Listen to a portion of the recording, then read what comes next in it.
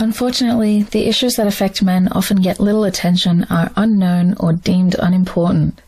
But men's issues do matter.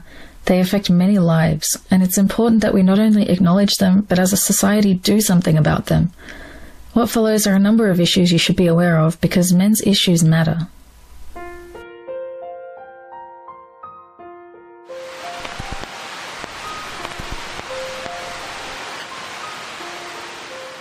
Yes, it is. So why are nearly 50% of domestic violence victims denied care and resources? Men who have suffered from domestic violence have extremely limited options and little to no community support. They can go to a homeless shelter, assuming there's any space there, which as the homeless population grows becomes less and less likely, just to be turned out the next day to return to exactly the same home situation they left. Homeless shelters do not offer the necessary targeted services domestic violence shelters do, and can often be violent in their own right. So we as forward-thinking and compassionate beings cringe at the idea of sending battered women to a general homeless shelter, but it's fine to send battered men there. Domestic violence shelters are not standalone entities. They partner with community health, legal services, the police, social workers, and housing offices. They are zoned, inspected, government approved, and intended to provide both short and long-term care plans through referrals. Criticism of advocacy for more men's domestic violence shelters, or any at all, often ends with, "Why don't you just do it yourself?" As though it were that easy. Aaron Pitsey and Earl Silverman could tell you why it isn't that easy. Well, Earl can't. After successfully opening the only dedicated men's shelter in Canada, he was forced to close its doors because of lack of financial backing and took his own life shortly thereafter. And Aaron Pitsey? After a lifetime career of working with families to address family violence, the woman who is often credited with creating the domestic violence shelter model and opening the first in the world, was met with threats and violence when she turned her attention to opening a men's shelter and publicly advocating for male victims of family violence. The ugly reality is that the people in positions of power we need to sign on, fund, approve, just don't care about battered men right now. They're seeing through the microscope of women as victims and don't look up to see the children and men, bruised and bloody, standing just outside their field of vision. And we need them to look up. And that means we need you to, because you and your family and your social circle may be the counselors and mayors and legal representatives and police officers who someday find that piece of paper in front of them to sign on to open a men's shelter and give battered men the same care and compassion we already give battered women. To give men the same chance to rebuild and heal themselves and their families. Yours could be the deciding vote or signature or donation. If you care about battered women, and you care about the children affected by witnessing or experiencing this violence, if family issues matter, then men's issues have to matter too. Men's issues matter. Is homelessness a men's issue? Oh gosh darn it, I forgot. Men had no issues, but allow me to take a couple of minutes of your time to contend that. Let's start with pointing out the single fact easiest to observe and prove, and that is that men are the majority of the homeless. How much of a majority? Well, depending where on the globe you look and who you ask, the estimates range from 60 to up to 80%. The U.S. Integrity Council on Homelessness estimates that of the chronically homeless, 75% are male. 1/3 of those are veterans. In case you're wondering, 97% of the homeless vets are male. In Australia, roughly 2/3 of the homeless sleeping rough are men, even though they're 56% of the homeless according to the statistics. In the UK, in 2011, the housing charity Crisis found that 84% of the hidden homeless are male. In the latest Chain Combined Homelessness and Information Network, figures suggest that 9 out of 10 people sleeping rough are men. Of course, there are many reasons for this, and though I can't go through all of them in a short little segment of a collaboration video, I can list a few. There is a big lack of domestic violence shelters for battered men. According to Mankind Initiative, in UK refuges and safe houses, there are 33 spaces dedicated to male victims of domestic violence, of which 18 are for gay males only, compared to around 4,000 spaces reserved for females. Programs dedicated to supporting veterans are severely underfunded. There is lack of services for men with mental illness. There is a lack of services for men with drug and alcohol issues. When confronted with the fact that their own research found that the majority of the homeless people who don't receive support for mental health problems, physical health problems, problems with drug use, problems with alcohol, and stopping smoking, are male. The spokesman for Homeless Link in the UK said that homeless men are more likely than women to say they don't need support. And it's a mixed picture in terms of those people saying that they would like help but don't currently get any. I'm going to let that sink in for a bit. Some of them say they don't want help, and that's why we don't give them any. By the way, did anyone else notice the pattern of lack of social services, or is it just me? Because there is a bigger picture here.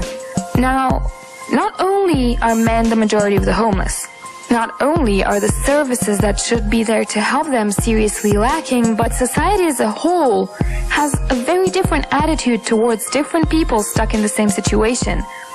It's understandable that women with children get special services, although those should be for parents in general, and any poor single father will tell you that's not the case. But even single women with no kids get special treatment despite being the minority.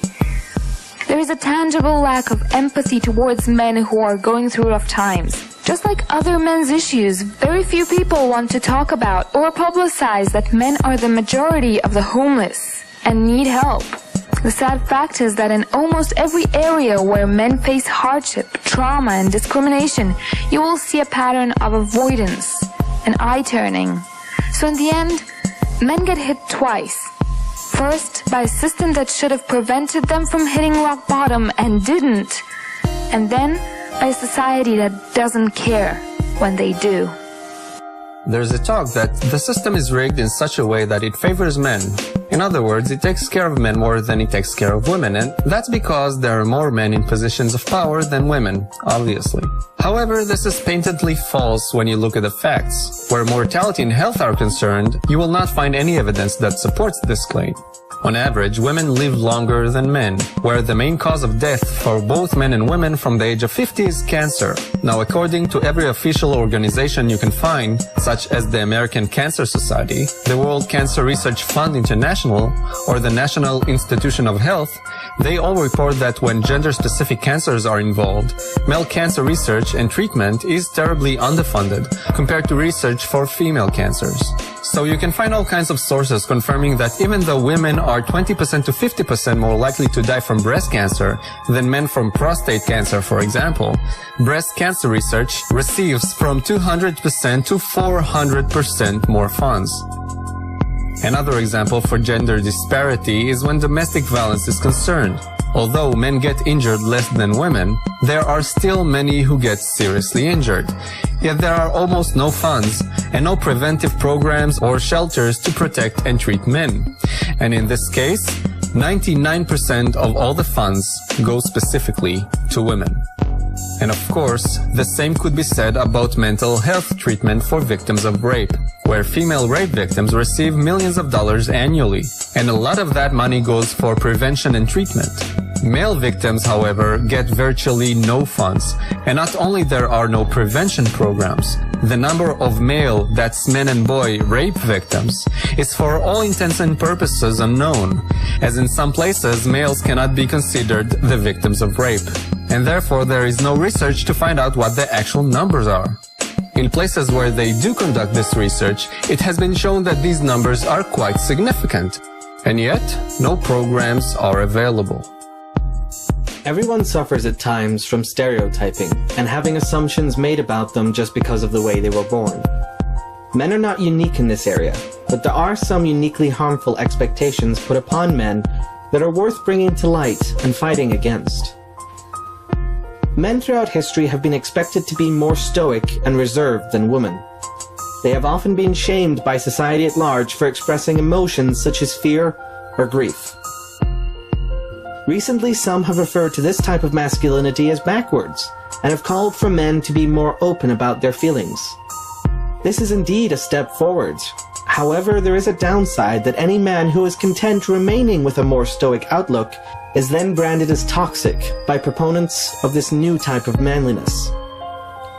Far from being free to choose their lifestyle, men find themselves stuck between a rock and a hard place, unsure which set of behaviors to go with, as both receive harsh criticism. Boys are taught from a young age to never hit girls. Whilst this is totally commendable, girls receive far less instructing in this area. Whether it's the White Ribbon Campaign, which holds special assemblies just for male students to teach them to not be violent, or the Duluth model, which defines domestic violence as an act done by men to women. Society does not believe that women are equally capable of being physically abusive. Numerous studies and experiments have documented that when a man is aggressive to a woman in public, onlookers will intervene almost immediately.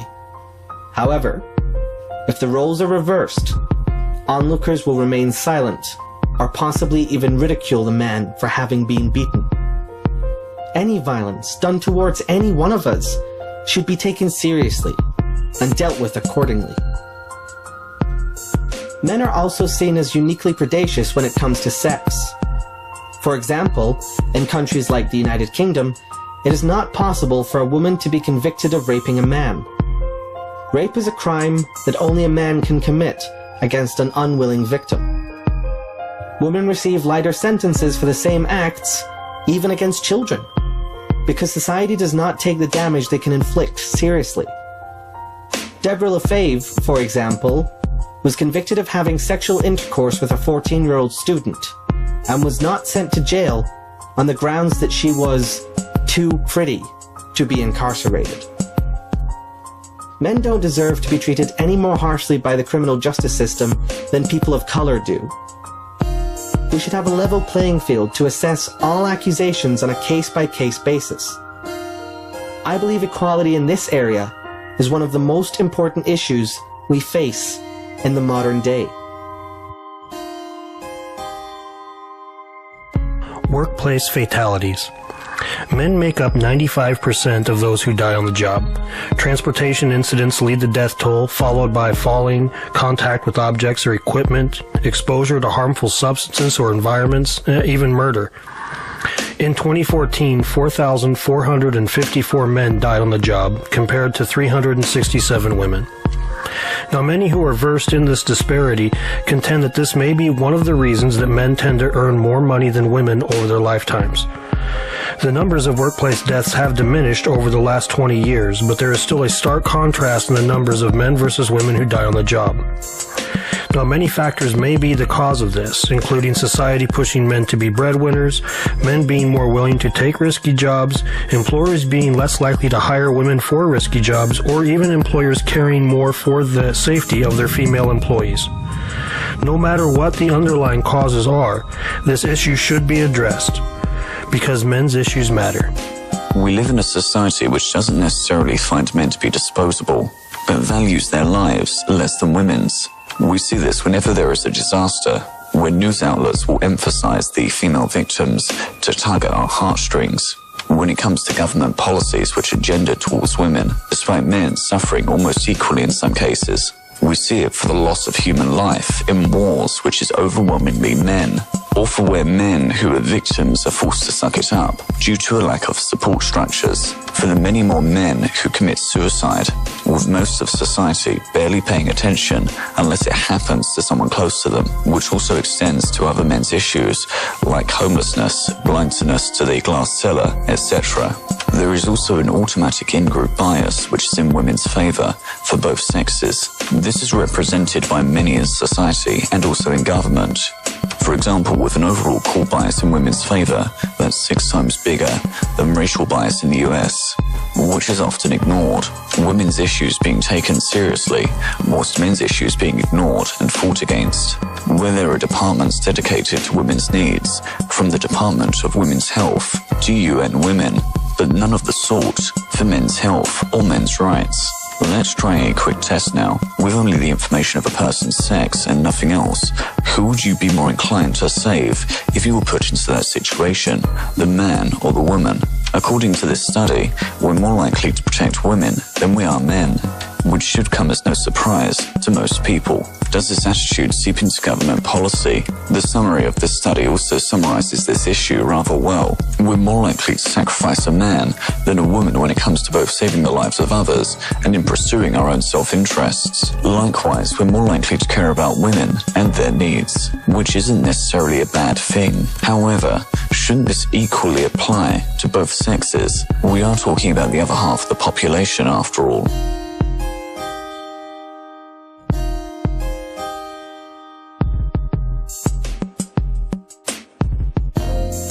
Please feel free to mirror this video or share it on Facebook and Twitter.